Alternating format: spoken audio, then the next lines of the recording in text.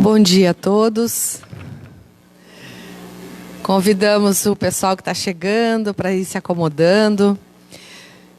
E queremos dar as boas-vindas a todos nesta manhã radiante, iluminada, fria, mas com o sol que aquece os nossos corações. E dizer da alegria de tê-los conosco, para que juntos possamos compartilhar algumas reflexões sobre a temática da manhã de hoje, tão importante para todos nós. Nós vamos convidar o nosso companheiro Teótis Cardoso Farias para fazer a prece de abertura, e aí vamos dando sequência ao nosso trabalho.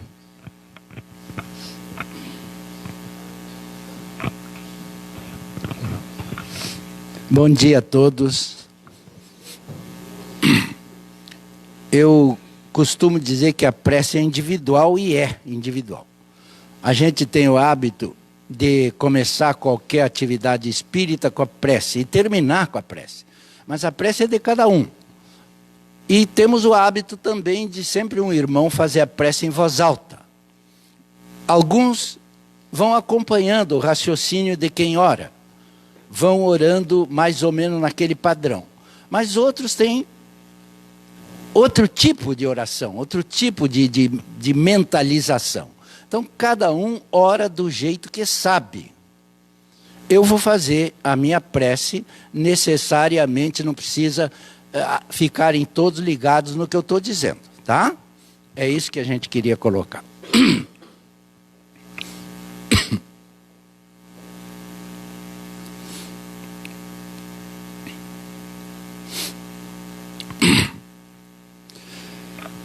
Mestre e amigo, aqui estamos nós, recomeçando as atividades desse dia abençoado que o teu amor nos concede. Esse sol maravilhoso, neste domingo, nesse domingo 1º do mês de agosto, o mês do nosso aniversário. Queremos agradecer-te, Senhor, por estarmos juntos em teu nome mais uma vez. Abençoa-nos os propósitos de aprender, de interiorizar e ajuda-nos a poder colocar em prática aquilo que aqui aprendermos. Sublime amigo, derrama tuas bênçãos de amor e luz sobre todos os trabalhadores que aqui se encontram,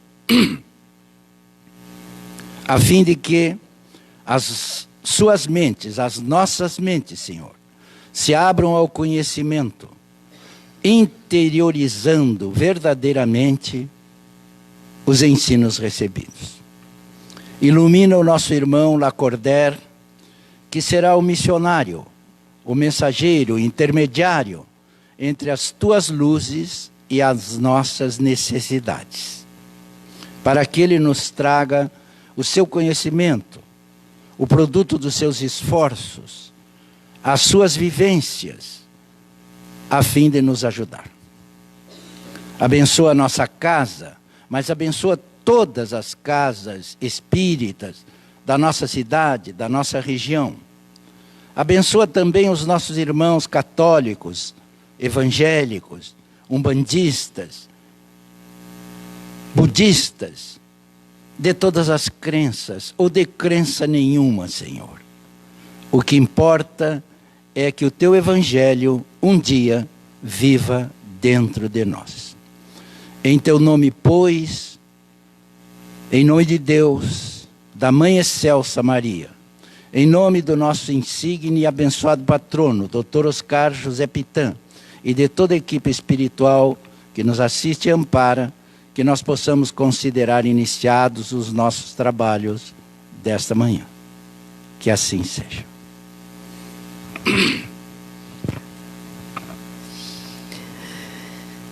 Nós convidamos a dona Setembrina, que é uma moradora da nossa casa, que vai declamar uma poesia para todos nós.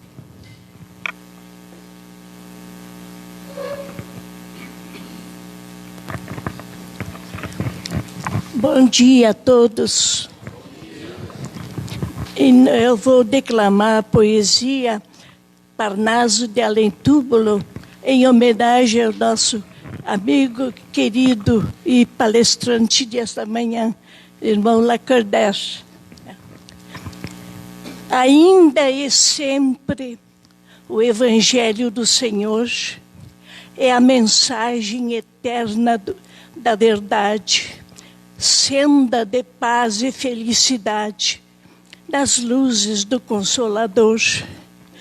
Mas no caminho da lágrima e da dor, entre os labirintos da impiedade, não sabe o coração da humanidade beber dessa água límpida do amor. Mas os túmulos falam pela estrada, em toda parte existe uma alvorada, que ao roteiro dos céus nos reconduz. O Evangelho, a luz do Espiritismo, é a escada de Jacó vencendo o abismo, trazendo ao mundo o Verbo de Jesus.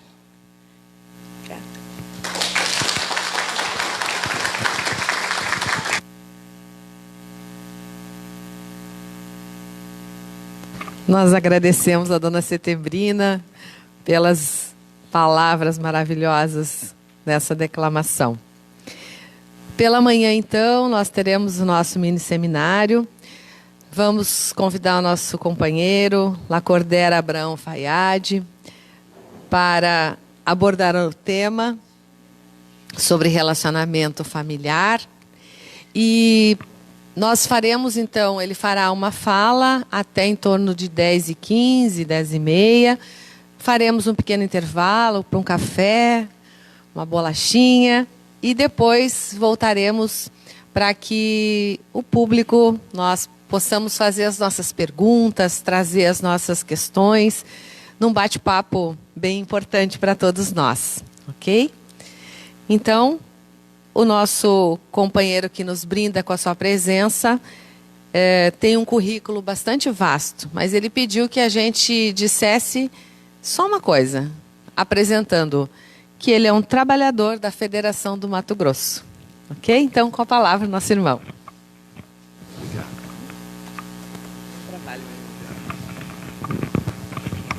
Bom dia. Que as doces vibrações do amor de Jesus prossigam nos envolvendo e aquecendo as nossas almas. Bem, tivemos a oportunidade ontem de estarmos refletindo, primeiro, em quem realmente nós somos. E refletindo por que realmente Allan Kardec, na questão 625 do Livro dos Espíritos, ele pergunta aos benfeitores da humanidade qual é o ser mais perfeito que Deus nos concedeu como modelo e guia. E é Jesus. E vimos o quanto Jesus é amoroso e carinhoso com todos nós. Segundo João, em seu Evangelho, ele nos coloca que antes que nós fôssemos, Jesus já era. Então o que quer dizer? Todos nós, antes que ganhássemos a carta de alforria, na condição de espíritos, nós já fomos criados pela tutela amorosa e carinhosa de Jesus. E vimos o quanto Jesus nos apresenta também um Pai com muito amor e ternura, diferente do Deus que nós estávamos acostumados a ver, e até hoje ainda trazemos atavicamente ou psiquicamente de outras reencarnações a visão de um Deus antropomórfico, ou Deus forma humana, o Deus de Moisés, do olho por olho, dente por dente. Deus castiga, Deus vai ficar irado. E Jesus, pelo contrário, em várias passagens nos apresenta Deus como sendo esse Pai carinhoso e amoroso quando ele nos coloca, se um filho pede um pão, o pai dá uma pedra. Se o filho pede um peixe, o pai lhe dá uma serpente. Imaginemos a imagem que realmente cria na nossa mente. Quem de nós faríamos isso com um filho, um ente querido nosso? E é justamente o que ele nos ajuda a refletir. Se vós assim não procedeis, que há momentos em que tem mágoa, ressentimento, oscilamos nos nossos sentimentos, imaginemos então o que não fará Deus por todos nós. Fica uma sensação de muito acolhimento, não fica? Não é? E vamos perceber também que Jesus, a todo momento, ele afirma qual é a função e a finalidade ao que ele veio a estar conosco. Num diálogo amoroso com Joana de Cusa, ele fala dele sendo o bom pastor. Mas não basta ser só o bom pastor. Ele, além de ser o bom pastor, conhece todas as suas ovelhas nominalmente. É uma outra questão também, que Carl Gustavo Jung, ele coloca a nossa dificuldade, muitas vezes, de nos sentir nessa proximidade com o arquétipo primordial, que é Deus, está muito ligado também ao nosso processo socioafetivo, socioeducativo, com as figuras do pai e da mãe. Porque aqueles que tivemos, ou quem teve um pai déspota, autoritário, tem dificuldade também de estar sentindo essa proximidade da misericórdia divina, de Jesus. E quando Jesus vem justamente nos colocar amplamente, eu sou o caminho da verdade e da vida, ninguém vai ao Pai senão por mim. Então a todo momento ele está nos identificando, ou se identificando conosco, e nos mostrando da nossa possibilidade. Nós vimos também que quem que é a pessoa mais importante da nossa vida? Já mudamos, né? Não é isso? Isso é muito importante, porque isso também está ligado à nossa identidade essencial, não é? A nossa essencialidade. Nós somos a semelhança de um diamante. Quando joga o diamante na lama, ele não deixa de ser diamante. Então, quando um garimpeiro, ele encontra o diamante, ele vai fazer dele diamante ou ele já é? Já é. Então nós já nascemos diamante de Deus. E Allan Kardec coloca em A Gênese que a vida em sociedade é a pedra de toque do espírito. O que é a pedra de toque? É aquela pedra que ela é muito mais robusta e é ela quem vai polir o diamante. Então vejamos que a vida em família, a vida em sociedade, ela é fundamental para todos nós. E vimos também por que Allan Kardec coloca justamente na parte terceira do Livro dos Espíritos o estudo das leis. Tem toda uma razão de ser. Tanto é que o nosso processo evolutivo, ele vai se dar justamente com o compromisso que nós trazemos conosco, conforme questão 115 do Livro dos Espíritos, quando Kardec pergunta se Deus criou espíritos bons e espíritos maus, ele coloca que todos nós somos criados simples e ignorantes. Simplicidade dessa complexidade de raciocínio que hoje nós vamos adquirindo, e ignorantes da verdade. Por isso que Jesus diz, conheça a verdade e a verdade vos libertará. E vimos que nós temos 3 níveis de ignorância. A ignorância do não saber, a ignorância do não sentir e a ignorância do não vivenciar. Não é? E vimos a importância que tem de nós nos autorresponsabilizar. Porque nós, enquanto seres espirituais, viajores do tempo, como já dizia Sócrates, e que a vida na Terra é uma estação, a evolução, ela é inevitável para todos nós. E vimos também que nós estamos submetidos a 2 grandes forças. A força endoevolutiva e a força autoevolutiva. A força endoevolutiva, ela é inerente a todo o universo, é o que gera as mudanças. Nós vamos pegar, quando Kardec vai fazer o estudo dos seres, desde o mineral, vegetal, animal, há toda uma mudança. Mas no tocante a nós, enquanto espíritos imortais, que somos o ser pensante do universo, conforme está em O Livro dos Espíritos, além da força endoevolutiva, nós trazemos conosco a força autoevolutiva, que é a força da vontade. Então depende de cada um de nós, quando nós estaremos optando, conforme também a questão 115 do Livro dos Espíritos, são as questões troncos, né? 115, 621, 625, 919, 919A, são as questões que se interligam e as demais vão se desdobrando dessas questões troncos. E que nós somos os responsáveis pelo nosso processo evolutivo. E cada um vai fazer a sua própria evolução, não é? E vimos a importância que tem a família, conforme Joana de Ângeles nos coloca, que a família ela é uma conquista sociológica, antropológica, psicológica e espiritual.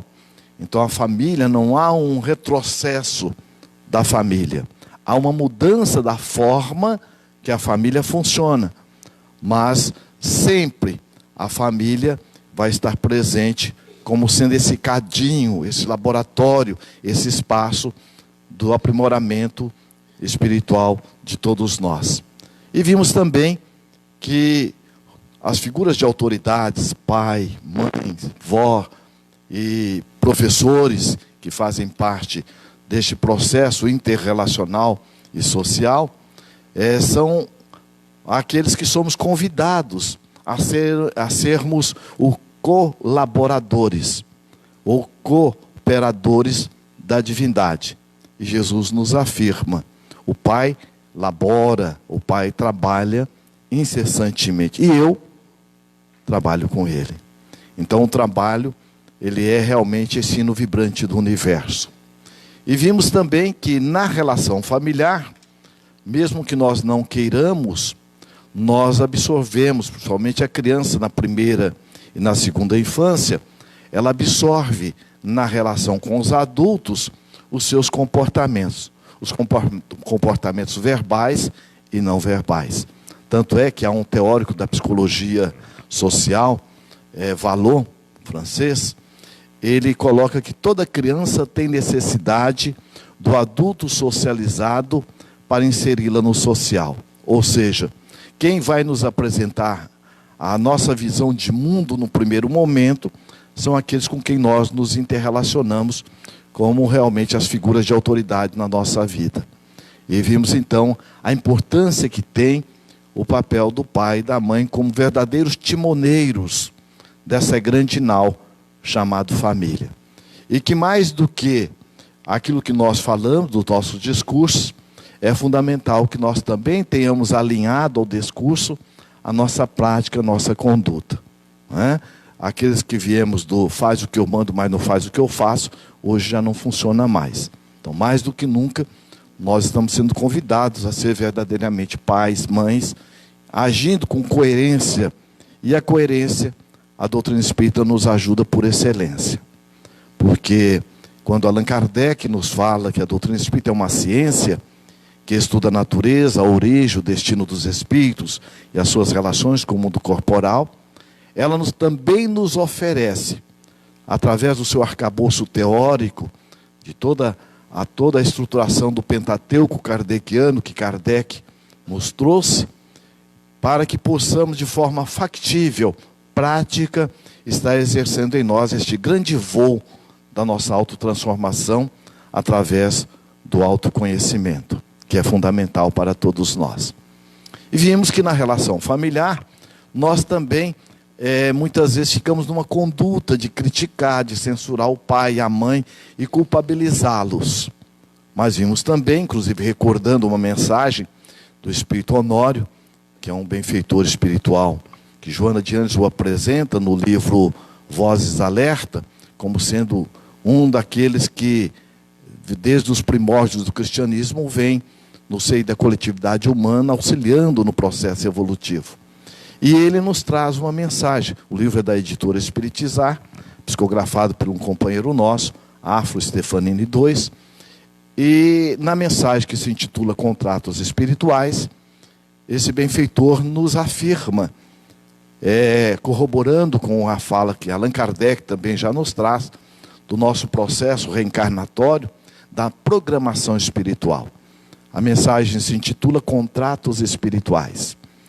E ele nos afirma que todos nós passamos por um cuidado amoroso, generoso e atencioso de benfeitores espirituais que estudam as nossas condições pregressas, anteriores, e nos ajudando a programar a nossa reencarnação.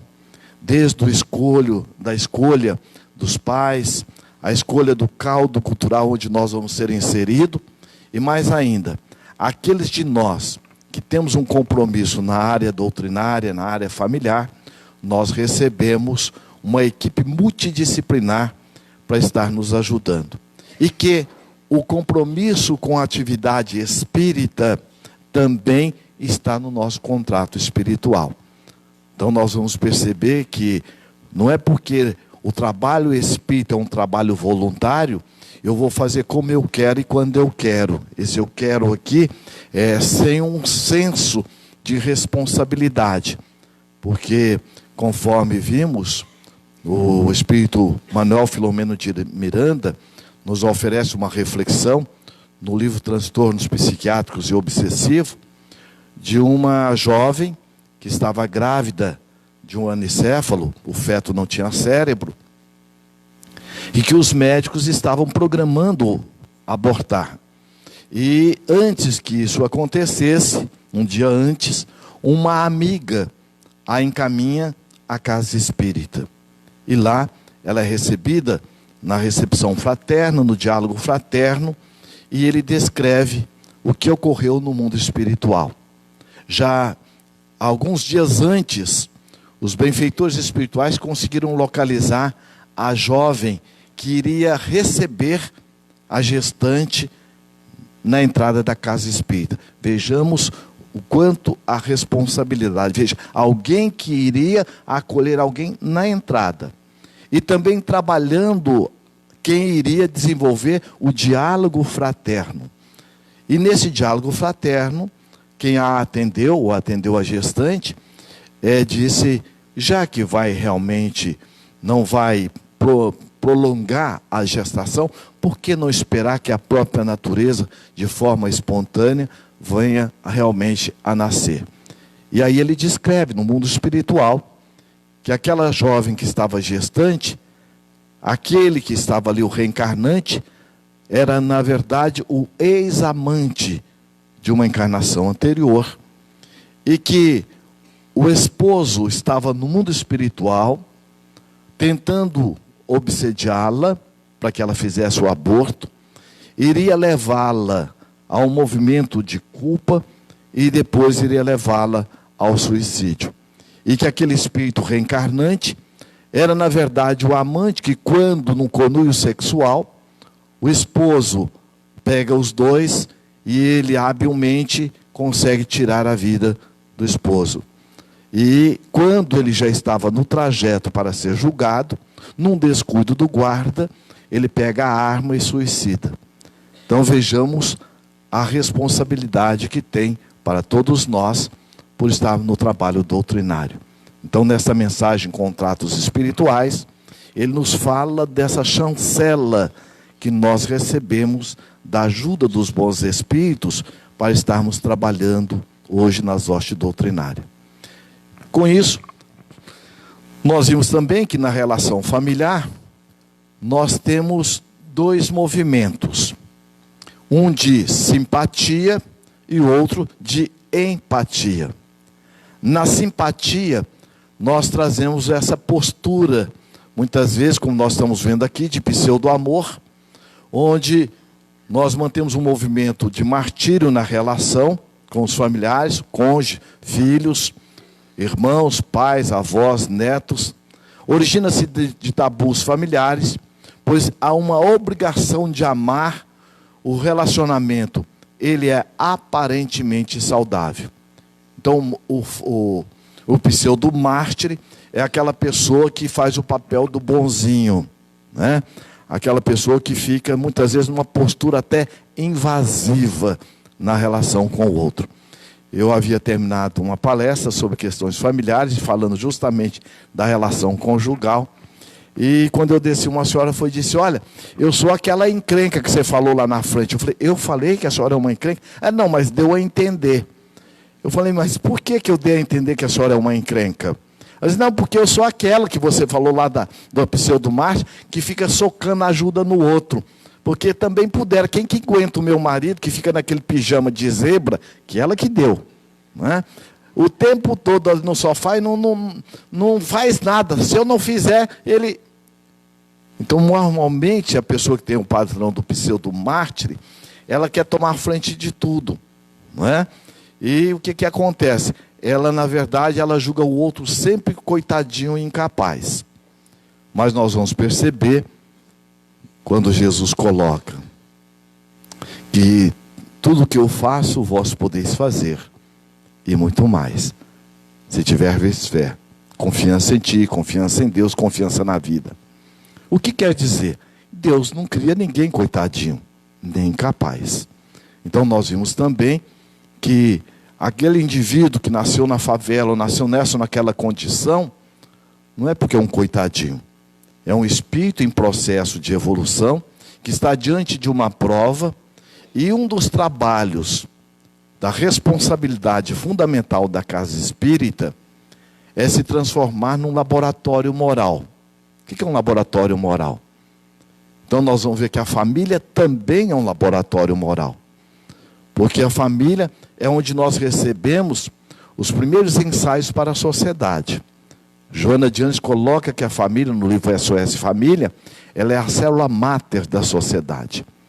Então, fenômenos morais é você levar o indivíduo a se auto-perceber quem ele é. Primeiro para si, enquanto espírito imortal, dono das suas próprias decisões. E, ao mesmo tempo, você vai auxiliá-lo a ter uma percepção que ele é um ser social. Porque, à medida que nós vamos nos autoconscientizando, num processo de autotransformação, nós vamos também desenvolvendo outros atributos dentro das leis. Lei de solidariedade, da lei de fraternidade. Então, uma forma de autoconscientização, de expressá-la, é o que nós fazemos e somos convidados a fazer, principalmente nas hostes doutrinárias. Porque, além da família, de ajudar na sua promoção, também auxiliar aqueles que estão à nossa volta. Certa feita, o ex-presidente da Federação Espírita do Estado de Mato Grosso, Aristotelino Alves Praeiro, ele estava com câncer. E numa das convalescências que ele teve, eu tive a felicidade de levá-lo à casa espírita. E quando ele chegou à casa espírita, ele apoiado na sua bengala, olhando lá no fundo, ele foi e disse: meu Deus, que bênção estar de volta ao trabalho. E ele falou com tamanha ternura e emoção, sabe aqueles pequenos, grandes momentos da vida? E o que ele disse marcou indelevelmente a minha alma. Porque eu fui e perguntei: o senhor está feliz, seu Praeiro, quando ele voltou em si, em estar no trabalho? Ele foi e disse: imensamente feliz. Olha o que ele disse: porque o trabalho é a forma abençoada de nós devolvermos carinhosamente, amorosamente, aquilo que a vida investe em nós caridosamente. Por quê? Divaldo teve uma enfermidade e Joana foi, logo depois de uma cirurgia, que o convidou ao trabalho. E ele disse: mas olha, eu estou em convalescência. Ele disse, e ela foi e disse: você quer dar o seu testemunho através do trabalho, ou você quer ficar na inutilidade devolvendo através de uma doença? Então, muitos de nós, aqueles que não aproveitamos a oportunidade abençoada do trabalho, porque energia não bem canalizada vai gerar doença. Então vamos perceber que quando ele diz que o trabalho é a forma abençoada de nós estarmos devolvendo amorosamente e caridosamente aquilo que a vida investe em nós. Então vamos perceber que todos nós trazemos conosco, tem um pensamento da psicologia tibetana que diz assim: nós somos uma somatória de não nós. Quantas horas as nossas mães consumiram nos amamentando? Quantas horas nós trazemos conosco de cuidado de almas abnegadas para que nós pudéssemos chegar onde nós chegamos? Então, quando nós desenvolvemos essa conscientização, nós desenvolvemos o espírito de solidariedade e de fraternidade. Por isso que o espírito Joana de Ângeles também diz assim: só tem solidão quem não é solidário. Então, quando nós temos uma visão desse interrelacionamento pessoal saudável, nós vamos nos dar um sentido existencial.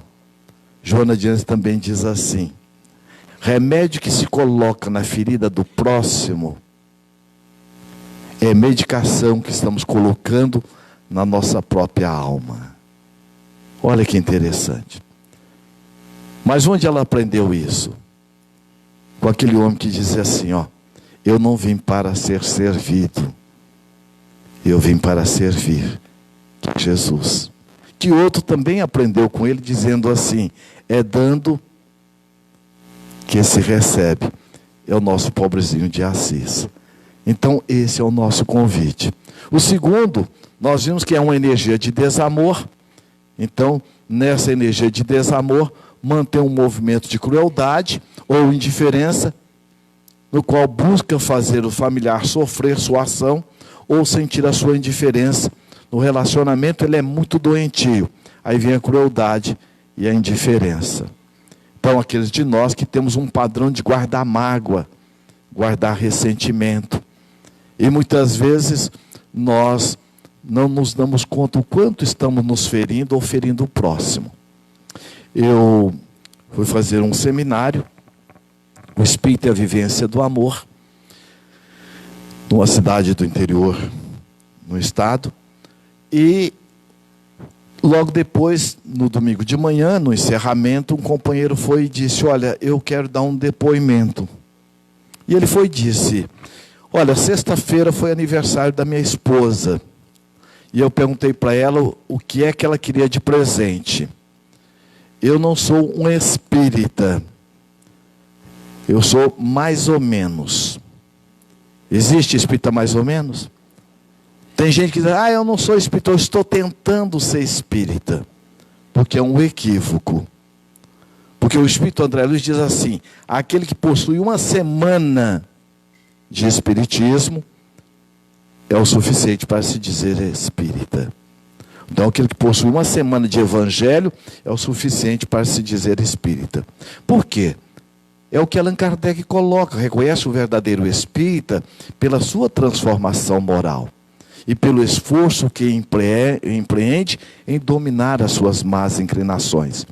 Então ser espírita não é estar ausente de perturbações. Que perturbações todos nós as temos. Temos ou não? Não sei o pessoal aqui em Santa Maria, né? Eu pelo menos tenho bastante.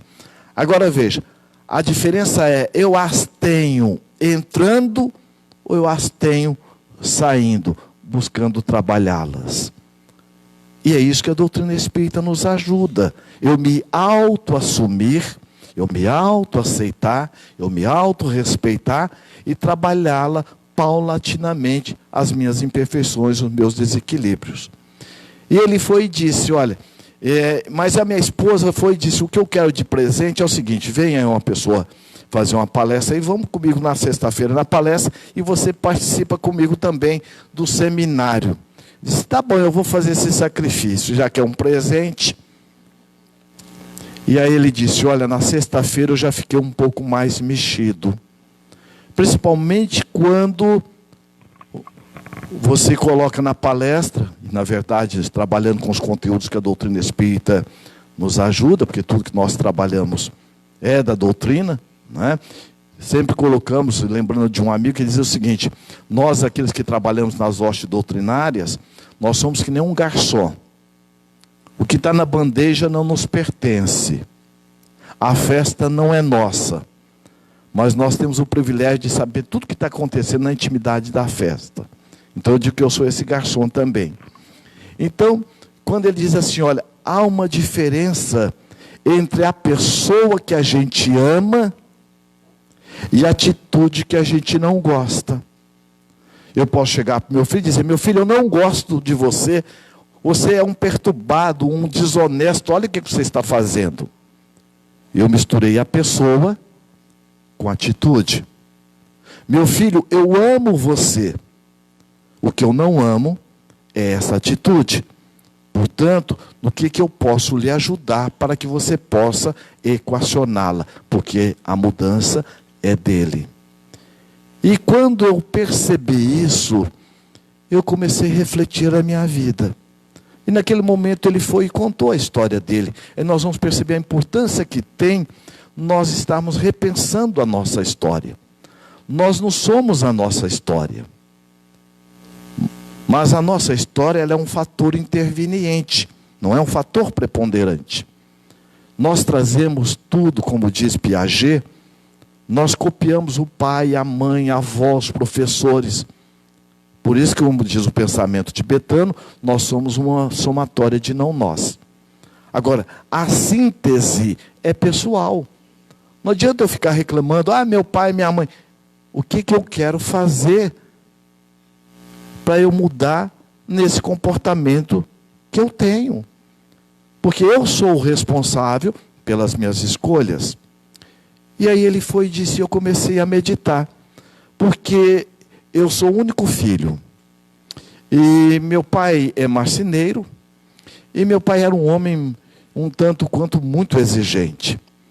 E eu me recordo que quando eu tinha 14 para 15 anos, por aí, nós tivemos uma dificuldade muito grande, porque eu sempre trabalhei com meu pai, estudando, mas eu comecei a me rebelar. E aí Allan Kardec pergunta, no tocante à questão da...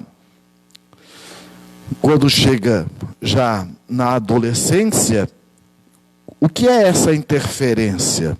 Na verdade, é o espírito entrando em contato com os arquivos do passado para selecionar o que ele vai levar para a vida futura ou para os dias sucessivos. Por isso que a maioria daqueles jovens que tem uma relação de rebeldia, por trás muitas vezes houve uma ausência de um acompanhamento amoroso, e aí a gente vai perceber a importância que tem a presença da autoridade, não do autoritarismo, do pai e da mãe, fazendo inclusive aquelas inserções de limite. O limite, ele não é para limitar a relação, pelo contrário, é para aprimorar. Vamos jogar bola no 20º andar de um edifício? Quem quer ser o gandula aí? O goleiro. Só que não tem parede em volta. Dá para jogar bola? Só de olhar assim, olha. Não é? Agora coloca a parede em volta. Dá para usar o espaço? Assim são os limites. Então ele dizendo, meu pai era uma pessoa assim, muito exigente. E ele tinha um jeito de dizer, dizia assim, olha, quando eu tinha as minhas dificuldades com ele, olha, você não vai ser nada na vida. Você vai ser um bandido. E quando às vezes a minha mãe ia fazer algumas interferências, ele então brigava também com a minha mãe. E eu desenvolvi uma mágoa muito grande, que agora também, diante do seminário e da palestra, eu sei que a mágoa, o ressentimento que eu tinha, não era do meu pai, eu achava que era. Porque ninguém pode ter sentimento e emoção que é do outro. E eu aprendi agora que a raiva, a mágoa é minha, despertada pela minha dificuldade de me interrelacionar com meu pai. O fato é que eu, na época do vestibular, eu queria fazer um curso que eu pudesse mostrar para o meu pai que eu ia ser melhor do que ele e que eu não ia ser o bandido que ele estava dizendo. E eu comecei a observar. na cidade, tinha o prefeito que mandava na cidade, eu não queria política. Mas tinha um padre que também mandava, também eu não queria nada questão com a igreja. E eu descobri que o delegado também mandava. E eu, então, busquei ver o que eu podia fazer para ser delegado. E fui fazer direito. E o primeiro concurso que teve, eu passei para delegado. E eu quis ir para a minha cidade, mas não pude ir. Fazem 8 meses que eu estou de volta, depois de rodar o estado todo. Depois de mais de 25 anos, voltei para a minha cidade. E ontem à noite, a minha esposa foi e disse assim: bem, amanhã é aniversário do Julinho. E vai lá, dá um abraço nele. Porque eu só tenho um filho também. E eu tinha uma relação também com meu filho de muita dificuldade. Vejamos que quando nós não nos tornamos autorresponsáveis, a tendência nossa é reimprimir, reeditar determinados comportamentos, mesmo que nós não queiramos. Porque é importante nós percebermos e fazer a ressignificação, nós vamos ver daqui um pouco. E ele foi dizendo, quando eu abri a porta, eu olhei para o meu filho tinha 15 para 16 anos. E eu vi o pé dele maior do que a cama. E com aquela questão da palestra, lembrando do carinho, da ternura de Jesus, que eu não imaginava. O quanto Jesus é significativo na nossa vida. Não censura, não critica. E quando eu comecei a recordar que eu fiquei gestante junto com a minha esposa, eu filmei o parto. Até uma certa idade eu abraçava, beijava meu filho. E de repente eu me distanciei dele. E quando eu comecei a olhar para ele, eu olhei e me deu aquela saudade e aquele carinho, a vontade de abraçar o meu filho, mas sem jeito. E eu fui e disse: filho, o pai, e eu comecei a emocionar e chorar, e eu venho daquela relação, homem não chora, e eu disse: o pai gosta muito de você. E fechei a porta e saí. Quando eu estava tomando café, minha esposa foi e disse: bem, o que foi você? Está acontecendo alguma coisa? Estou emocionado. Eu cheguei lá no quarto do Juninho e eu quis falar para ele que eu o amava e eu não tive coragem. E ele foi e disse, passado alguns instantes que eu estava conversando com a minha esposa, eu sinto aquele braço cabeludo forte, me juntou por trás assim e falou assim: ô pai, eu também te amo. O Senhor é uma referência na minha vida, de honestidade, de hombridade, de trabalho. Eu amo o Senhor, como eu amo também o vovô. Eu fiquei tão emocionado. Ele foi e disse: levanta, pai, eu quero te dar um abraço. Foi o meu maior presente de aniversário que eu recebi em toda a minha vida. Foi a presença do Senhor naquele momento. E eu fui e perguntei para ele: mas filho, você não estava dormindo? Ele disse: não, pai. E eu fiz como eu faço todos os dias. Quando o Senhor toca na maçaneta, eu acordo, mas faço que estou dormindo. Porque eu fiquei esperando que o Senhor me chamasse de vagabundo, bandido, e puxasse o meu lençol e me jogasse da cama. O Senhor não fez nada disso. E eu sei que o Senhor quis dizer que me ama. Eu te amo. E meu filho me abraçou e eu fiquei tão comovido. Me deu saudade do meu pai. Porque fazia quase mais de 20 dias que eu não visitava meu pai. E quando eu cheguei, meu pai levanta muito cedo, como sempre faz. E eu vi já lá na oficina, com a enxó, trabalhando uma madeira. Meu pai tem uma habilidade fora de série com madeira. Ele falava do jeito que a gente trabalha a madeira. E quando a gente faz algo, a gente está pondo a nossa energia. E eu voltei lá na minha infância e vendo meu pai me ensinando a trabalhar com a madeira. E eu lembrei de Jesus. José, a carpintaria de José. Meu pai ainda não tinha me visto, que eu deixei o carro um pouco distante. E foi me dando uma saudade, aquela vontade de chegar no meu pai e dizer que eu também o amava. E eu fui chegando aos poucos, e fiquei ali algum tempo, meu pai não me percebeu. E quando ele me viu, ô meu filho, é você? Sabe quanto tempo faz que você não vem aqui? 22 dias. Continuam estranhos, né? Meu pai sempre foi assim. Mas naquele momento eu não revidei. Porque eu sabia que toda mágoa e ressentimento que eu trazia não era do meu pai. E era do meu adolescente ou da minha criança. Aí eu fui dizer, é verdade, pai. Eu quero dizer para o senhor que eu sinto muito ter ficado distante do senhor todo esse tempo. E quero dizer mais, olha. Eu vou dizer para o senhor que o meu filho me falou ontem. Me falou hoje, essa manhã. Eu amo o senhor. O senhor é uma referência na minha vida de honestidade, de hombridade. Me permite, pai, eu lhe dar um abraço. Meu filho, você vai me dar um abraço? Sim, pai. E quando eu abracei, aquele homem começou a chorar e nós choramos juntos. Ele me levou para dentro de casa e foi, está vendo aqui?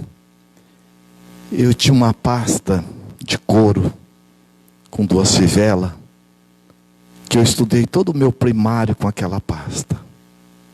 Naquela pasta tinha uns recortes de jornais, que meu pai, por onde eu passava, porque eu ocupei altos cargos do Estado, meu pai guardava os jornais, dizendo, meu filho, era o jeito que eu tinha de atender a minha saudade e a falta que eu sinto de ti. Aí nós vamos entendendo o que é a família. E aí é justamente o amor. Mantém um movimento de amor, no qual busca se amar, aceitando-se, valorizando-se, respeitando-se como é. E ao mesmo tempo, faz exercício de amor aos familiares, aceitando-os, valorizando-os e respeitando-os como são. A renúncia ao relacionamento ideal, pois isso é impossível no nosso estado evolutivo. O relacionamento torna-se saudável. Aí entra o amor e a renúncia. Que Emmanuel chama o momento da renúncia, é o momento em que a gente desce sem perder a altura. Olha a metáfora. Desce sem perder a altura, sem perder dignidade, sem perder o respeito. Fundamental desconstruir o desamor e o pseudo-amor e construir o amor de uma forma gradual, suave e leve, tornando a relação saudável. No caso, nosso delegado, ele vinha numa estrutura de pensamento, de mágoa e ressentimento, focado em quem? No outro. Nós vimos ontem também que para que nós possamos exercer conosco uma mudança de comportamento saudável, é fundamental que nós jamais coloquemos no outro a responsabilidade pelo que eu sinto, pelo que eu penso, pelo que eu faço ou pelo que eu quero fazer. Porque o outro não tem capacidade de criar nada em nós. Desperta o que há em nós. Por isso que Allan Kardec, na questão 459 do Livro dos Espíritos, ele pergunta: interfere os espíritos na nossa vida e em nossos pensamentos? Muito mais do que imaginais, a tal ponto que de ordinário são eles quem vos dirigem. Então os espíritos vão aproveitar as nossas matrizes. E outra questão também que está aqui, nessa questão que Kardec coloca e fica muito bem subentendido, que os espíritos não são intrusos. Eles são atraídos pela lei de afinidade, principalmente afinidade mental. Pensamento que gera o sentimento e que vai gerar a energia mental. Então, se eu der uma direção amorosa aos meus pensamentos e sentimentos, eu vou ter uma energia amorosa mental. Se eu dou uma direção equivocada, eu vou ter também uma energia mental desarmonizada. Então, tudo depende da vontade. Veja a força da vontade, a força endoevolutiva. Eu dou a direção à minha vida, eu faço as minhas escolhas. Então, quando eu busco agora fazer um entendimento das minhas tendências, e Santo Agostinho, na questão 919A, quando ele coloca: fazei como eu fazia, depois de Allan Kardec ter perguntado qual é a forma, o meio prático para que nós possamos resistir ao mal e desenvolver o bem. Não é? Passava em revista todas as nossas ações. Passar em revista não é autocrítica, não é autocensura.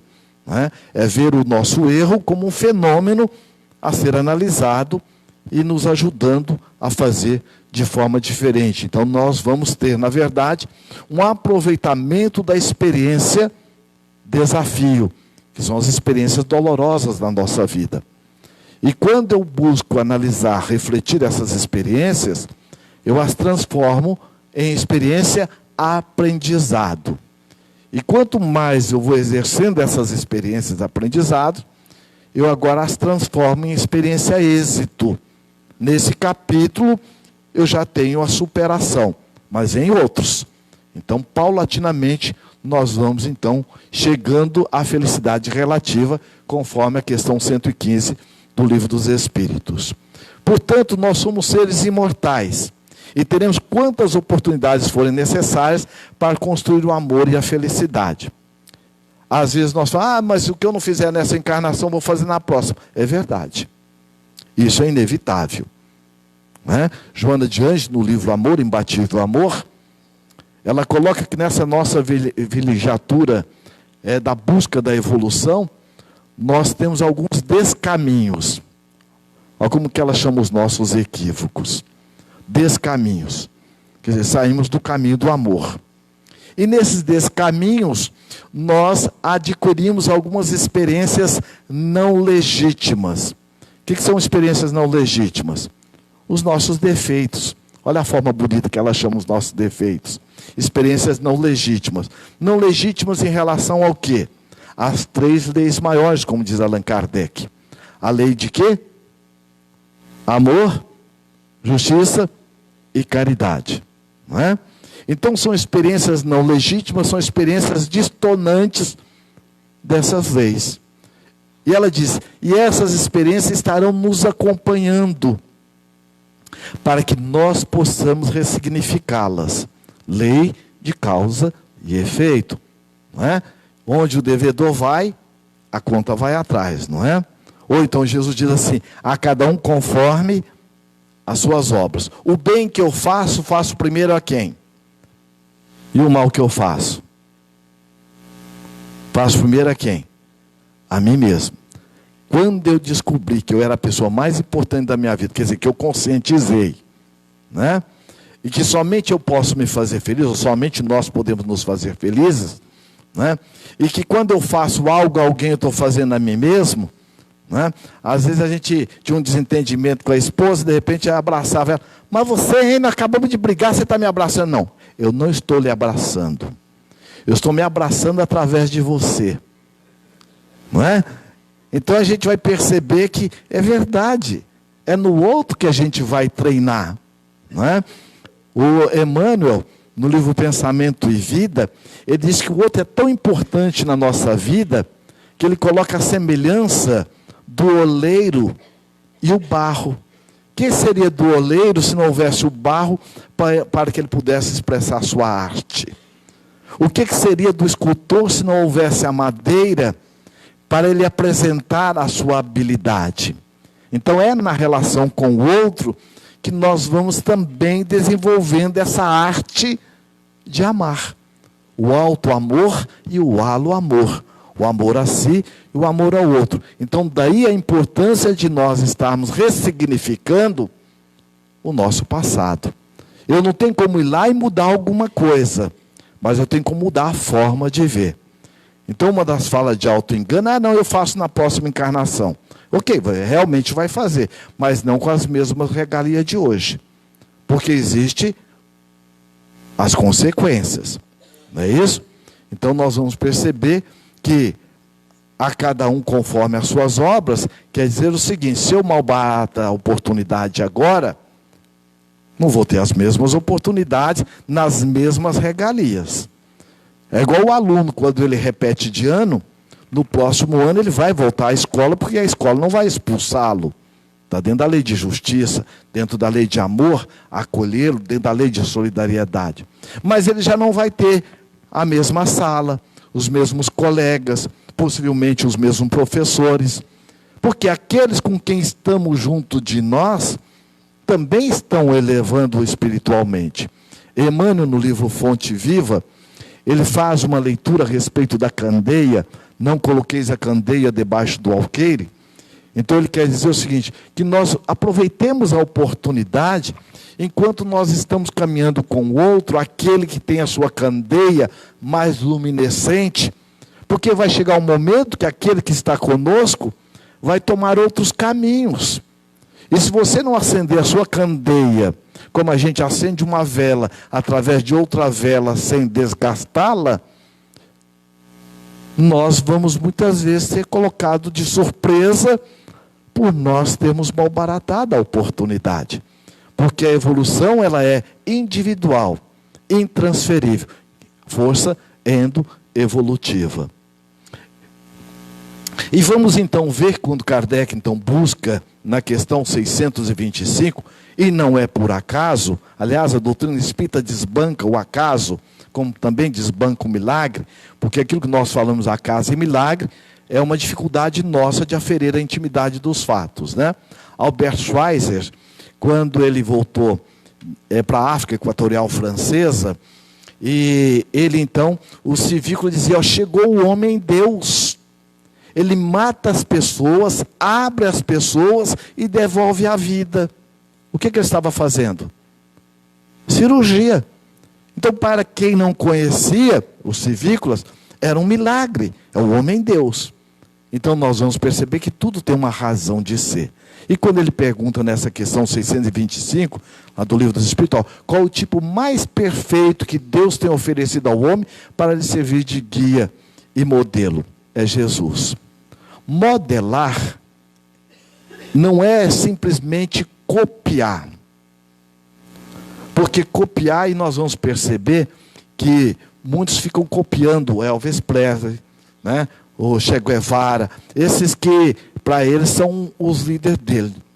A questão não é Ctrl-C, Ctrl-V. Não, não é isso. Modelar é refletir, é analisar, é perceber. Olha, se ele fez, eu também posso fazer. Modelar é tomar como referência. Eu posso dizer assim, ó, o Teltz é inteligente, eu não. O Teltz consegue, eu não. O que eu estou fazendo? Eu entro num padrão de menos-valia. Estou num processo de descaracterização. Parece que Deus acertou com ele e errou comigo. Então eu fico num movimento, quando às vezes a gente diz assim, eu da minha insignificância. Deus cria alguém insignificante? Então, eu da minha simplicidade, eu na minha ignorância, eu sou ignorante em determinadas áreas, outras já consigo entender melhor. Eu sou ignorante na área da culinária, mas eu já tenho uma boa habilidade na área de lidar com madeira. Cada um tem um jeito. Então vamos perceber a importância que a doutrina espírita nos oferece de estarmos refletindo. Então eu posso dizer, interessante, olha o quanto o Teltes é inteligente, e olha como ele age, olha a habilidade dele, o jeito dele falar, o jeito dele. Interessante, eu não tinha pensado assim. Deixa eu observar porque eu quero aprender. E aí nós vamos observar quando Jesus coloca que aprendei comigo, que sou manso e humilde de coração, porque Ele é o mestre, e nós somos todos aprendizes. Então isso é muito importante para que nós possamos estar abertos a todo esse processo do nosso autocrescimento. Para o homem, Jesus constitui o tipo da perfeição moral a que a humanidade pode aspirar na terra. Deus nos oferece como o mais perfeito modelo, e a doutrina que ensinou é a expressão mais pura da lei do Senhor. Porque sendo Ele o mais puro de quantos tem aparecido na terra, o Espírito Divino o animou, né? E aí aqui está a questão, a letra ficou meia... Nós vamos perceber que quando Kardec faz o comentário da perfeição de Jesus, da significância dele para nós, isso não vem solto, não é uma coisa casual, porque Jesus, ele não é um mito, não é uma história, ele é uma realidade. Por isso que ele é o nosso modelo. Modelar alguém significa inspirar-se na conduta, na forma de ser, de viver, de sentir. Em tudo, enfim, tudo que diz respeito à postura e à conduta de Jesus. Então, quando nós criamos um espaço de convivência interna para meditar sobre essa proposta, nós vamos nos aproximando mais da nossa originalidade, da nossa identidade essencial, quem nós somos, naquilo que nós temos, fazemos ou estamos. Numa percepção não de exigência de perfeição, mas de saber que o aperfeiçoamento, ele é inerente e diz da nossa responsabilidade paulatinamente. Então nós temos movimentos muitas vezes de oscilações? Temos, isso é compreensível. Então eu me autoacolho nesse processo da minha mudança. Ok? Deixa eu adiantar um pouco mais para a gente poder refletir aqui. Dentro da síntese pela qual nós estamos trabalhando, nós vamos perceber aqui nesse quadro que está contido nessa grande proposta que a doutrina espírita nos oferece, de tomar Jesus como modelo e guia, primeiro para que nós percebamos a nossa competência essencial. O que é competência essencial? Todos nós já nascemos ou não com competência essencial? Se eu der uma semente de abacate para vocês, eu falo, aqui dentro tem um abacateiro, tem? Dentro da semente tem um abacateiro? Tem? Em potencial. Agora, para que eu possa desenvolver e desfrutar do abacateiro, o que é fundamental que eu faça? Plante, regue, adube, assim somos nós. Então, todos nós somos competentes potencialmente falando. Por isso que Jesus nos coloca. Tudo que eu faço, vós podeis fazer e muito mais. E mais ainda, nenhum de nós somos colocados numa situação sem que nós tenhamos recursos para desenvolvê-la, para superá-la. Por quê? Isso está dentro da misericórdia divina. Isso está dentro da providência e da previdência divina. O que é a previdência? Gente, estou perguntando para os encarnados. A previdência são as leis. Se eu quero ter uma independência financeira, uma velhice tranquila, é fundamental ou não que eu tenha uma previdência financeira? É. Que eu tenha também um espaço onde eu já vou buscar um espaço para minha moradia. Isso é previdência. Estou prevendo, trabalhando quando? Hoje. Então a previdência divina está dentro das leis. Não existe privilégio. Então nós estamos mergulhados nessa equanimidade das leis de Deus conosco. Agora, de onde vem a providência divina? Deus provê, não é? Eu pergunto o seguinte: todos nós somos filhos de quem? De Deus. Essa é uma pergunta bem automática, não é? Mas veja o que é a gente criar uma motivação, um sentido emocional para que a gente possa sentir o que a gente está realmente colocando. Se nós somos filhos de Deus, Ele é o que nosso? Pai. Qual que é o papel de um pai? Qual que é, gente? Cuidar, zelar, o que mais?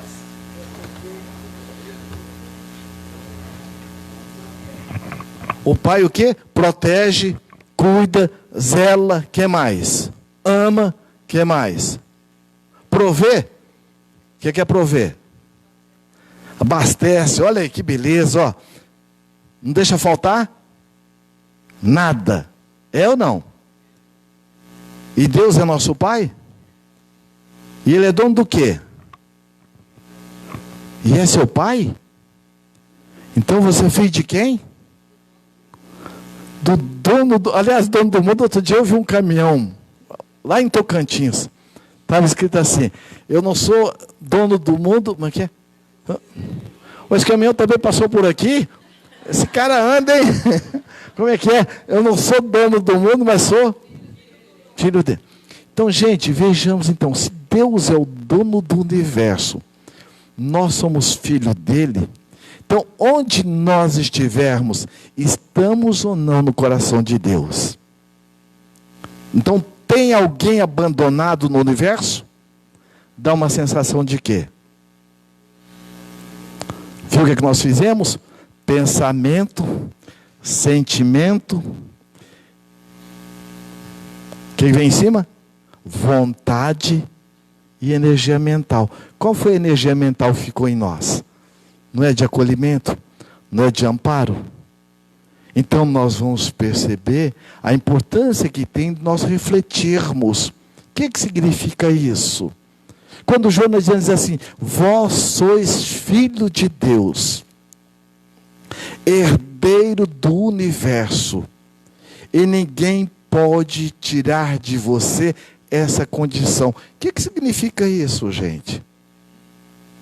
Se eu começo a criar um espaço de convivência mental, refletindo sobre essa mensagem, eu vou desenvolvendo um campo energético de familiarização, de aproximação afetiva, eu comigo, eu com a vida, eu com Deus e eu com o outro. Por isso que Jesus disse: bem-aventurados os que têm puro coração, porque estes verão a Deus. Então eu passo a ver a Deus na borboleta, eu passo a ver a Deus no meu companheiro, na minha companheira, no meu filho, e assim sucessivamente. Por exemplo, olha, fala para o seu coração parar. Não fala não, vai que ele para. Por que ele não obedece? Quem é que está mandando o seu coração pulsar? Quem? Quem? É você? É uma lei celeste, é Deus.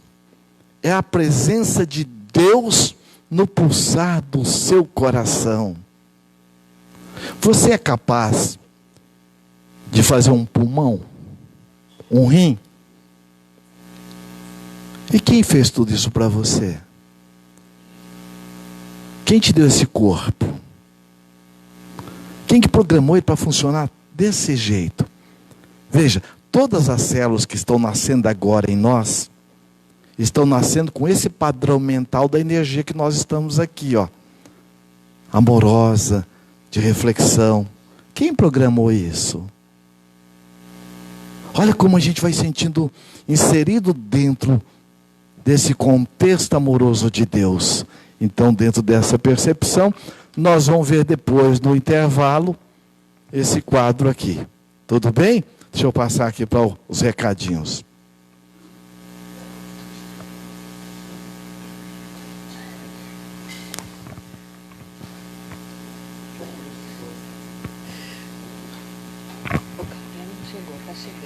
Mais um pouquinho? Ok, vamos adiantar um pouco mais. Aí você me dá um toque, por favor. Então, dentro dessa percepção, é importante, já fazendo uma síntese daquilo que nós vimos de ontem até hoje, veja, o autoconhecimento. Quando Jesus diz, conheça a verdade vos libertará.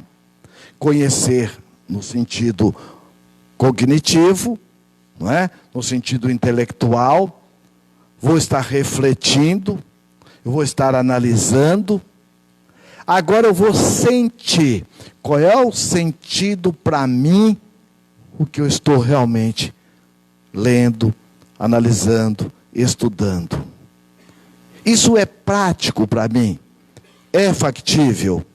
É possível colocar isso em prática? Então eu começo a sentir. Emmanuel, no livro Estude e Viva, ele coloca que o intelecto, o cognitivo, é o leme do barco. Para que serve? Para que serve o leme do barco? Dá direção. Mas o que vai impulsionar o barco, ele fala, é a emoção. Por isso que o Espírito André Luiz diz que o afetivo é a base de tudo. É a emoção. Qual que é o perfume mais caro que existe? O perfume de carro novo, não é? Eu entro no carro do Theo, estou sentindo aquele perfume gostoso de carro novo, não é? E como é que o vendedor faz? Ele pergunta, o senhor trabalha com o quê? Ah, eu sou engenheiro mecânico. O que ele vai falar? O senhor viu o tipo do motor desse carro? O senhor viu quanto que ele faz de economia? Não, eu trabalho com arquitetura. O senhor viu o design do carro? Olha a panorâmica que é. Então, onde é que ele vai mexer? No aspecto daquilo que a pessoa lida, no nível emocional. Então, trazendo para nós a emoção, é a base de tudo. O sentimento.